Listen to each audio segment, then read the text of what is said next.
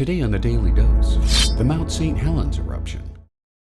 In the spring of 1980, Mount St Helens stood as one of the most majestic peaks in the Cascade Mountains of Washington state.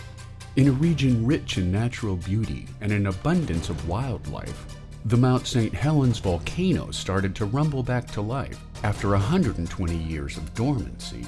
For weeks, the ground shook almost daily, leaving geologists stymied over what would happen next.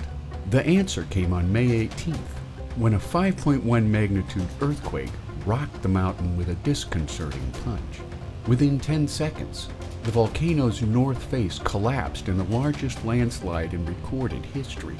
Millions of tons of magma burst into the sky, followed by a pyroclastic flow of searing gas and rock, flattening forests as it swept down the mountain. 4 miles beneath the erupting summit, Spirit Lake was overtaken by debris, lifting its waterline by more than 200 feet. The eruption spewed toxic gases miles into the air. The northern slope of the mountain became buried in several feet of ash, snuffing out nearly all life in its path. 57 people died in the eruption, including loggers, scientists, campers, and one unlucky reporter.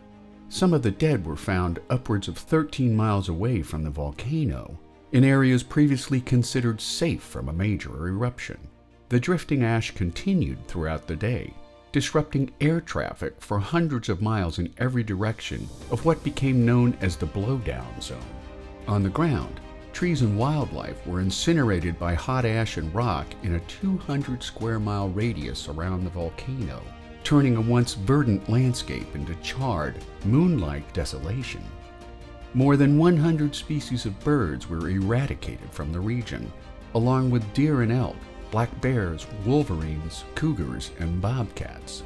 40 years later, the region has experienced a gradual return to life, while the mountain itself has seen nearly 1,300 feet of her summit permanently removed.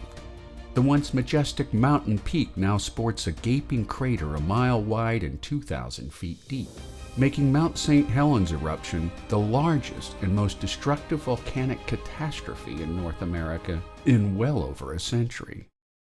And there you have it, the Mount St Helens Eruption, today on the Daily Dose.